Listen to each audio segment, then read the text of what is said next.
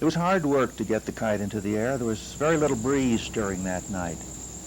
Dad stood on tiptoes and held the kite as high as he could, but every time Timmy would run off with it, it would abruptly nosedive to the ground, threatening to crack its wooden skeleton. "And you better let me try, son?" Dad offered after Timmy had made half a dozen unsuccessful trial runs, but no, Timmy had to launch it himself. It was his message. He was responsible for getting it delivered. At last a vagrant breeze caught the kite, and the ball of string unwound in Timmy's hands as the high flyer took to its medium and chased toward the clouds. Finally, the string came to its end, and only the stick was left. The kite bobbed about in the vault above like a high-flying phantom, and Daddy thought he saw something flutter from its tail, but he couldn't be sure. Little Timmy was panting from exertion, the freckled forehead of his flushed face spattered with perspiration. Mommy wouldn't approve. In fact, Daddy wasn't too pleased with the situation himself. "Don't you think it's about time to reel it in now, son?" "Just 10 minutes more," Timmy said. "The message has a long way to go." Moonlight made a white shield of the kite. Minutes passed in silence till "He was a wonderful man," Timmy said. "He could do anything. I'll bet not even Dunninger or Thurston or Houdini ever could do Lon Chaney's tricks, like making a hump disappear." "Yes," said Jeremy O'Toole, avoiding to look at his son's forever crooked back. "He was a great man." When they reeled the kite back in a few minutes later, the message was gone.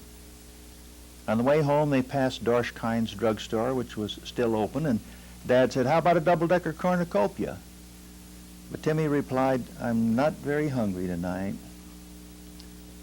Mother tucked an exhausted boy into bed a second time that night. "You think he got my message, Mama?" Earnest eyes looked searchingly to Mama for confirmation. Mama, her own eyes shiny bright with unshed moisture, bent and kissed her son on his sweet little mouth. "I'm sure of it, darling. Now go to sleep and pleasant dreams. Good night, Mommy, and God bless Lon Chaney." Long after Timmy had been taken by the Sandman, Mother sat by his bedside and peered inwardly at the cinema of her own mind. She saw again his 7th birthday, when London After Midnight had been playing at the neighborhood theater, and he had preferred treating all his little friends to the show to having a party at home with games and prizes and all the trimmings. She had given him a $1 bill, and he had proudly stepped up to the box office window and pushed it through the wicket to the cashier. 10 tickets, please. Then he ushered his little pals and girlfriends into the lobby, down the aisle, single file, and as near the front as he could possibly get. It gave Mother a headache to sit that near, but she endured. She shuddered at the memory of the bone-white face Chaney affected as the London monster, with his eyes popping like olive pits out of hard-boiled eggs, with the scary teeth that sent shivers up her spine in retrospect. The man had always frightened her, but Timmy couldn't get enough of him. Cora and Fifi, the next-door twins, however, were paralyzed with fear, and Mrs. O'Toole had to take them home before many reels had unwound.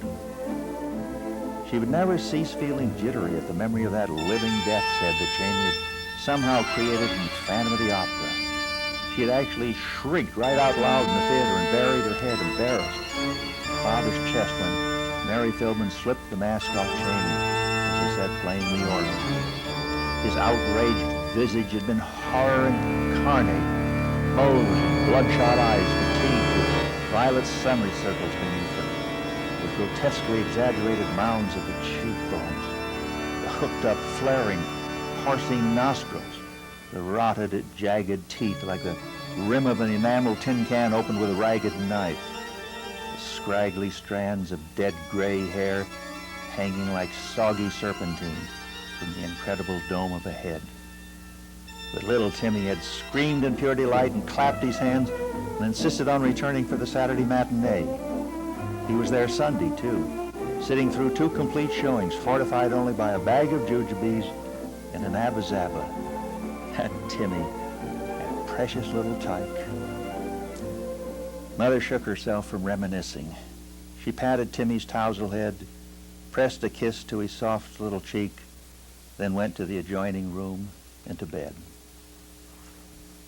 Timmy had a sore throat and running nose the next morning, which was a drizzly day anyway, so Mother decided to keep him home from school. He sat impatiently looking out the front window at the porch, waiting for the mailman. When he saw the rubber rain-coated figure coming up the street, letter bag under arms, he ran and stood anxiously waiting by the door.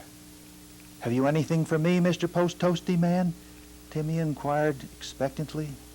"Why, no, afraid I haven't, young fella. Just for your pop. Come you aren't in school." "Timmy has a cold coming on, I'm afraid," said Mother, arriving at the door to receive the mail. Pressing Timmy to her side, she managed to suggest, "Maybe there'll be a letter for you tomorrow, dear." "Who's he expecting to hear from?" "A little early for Christmas," said the Post-Toasty Man as he departed. "An angel," Timmy called after him.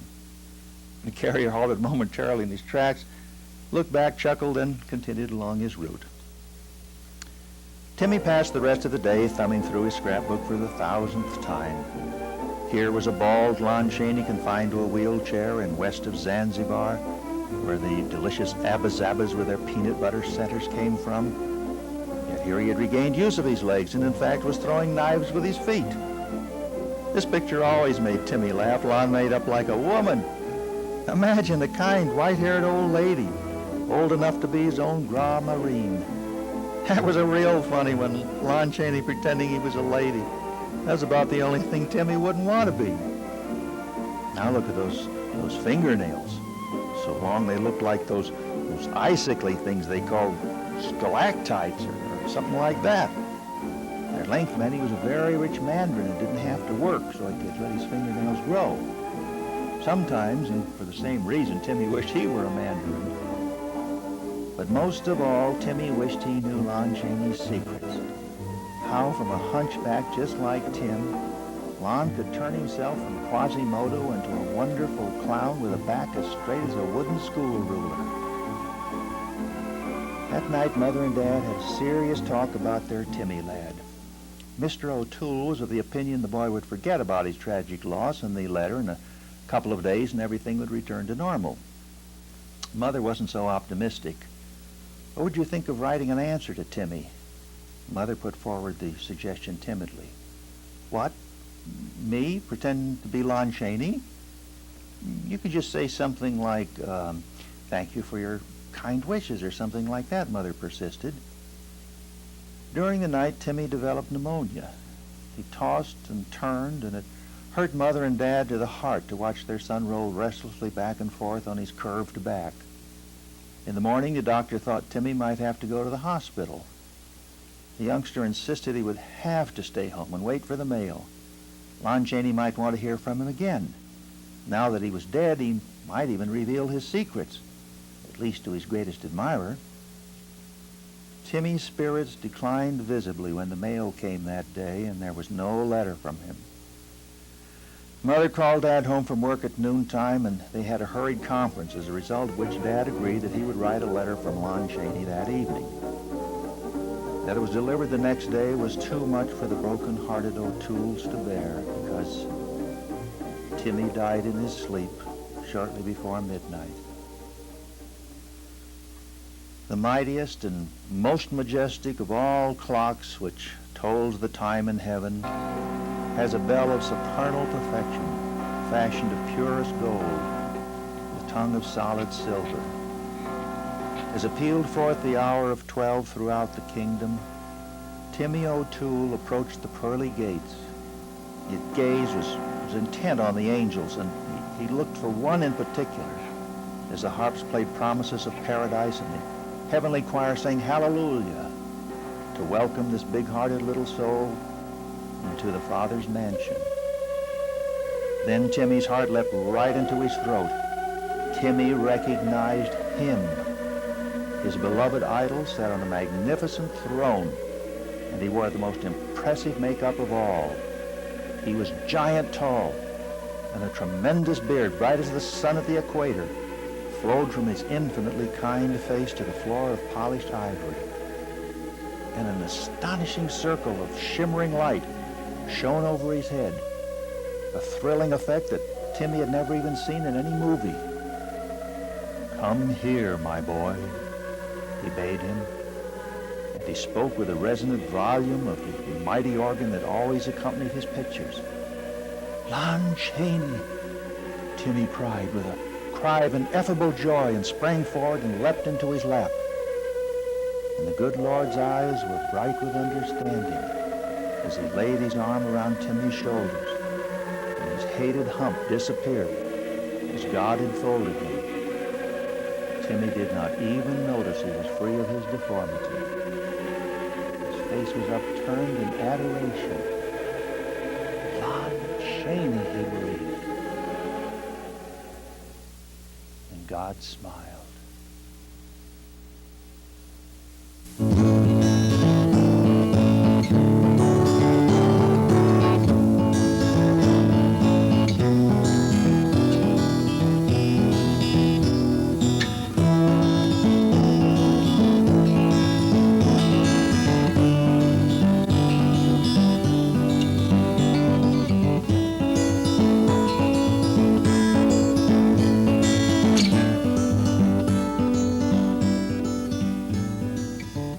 God bless Lon Chaney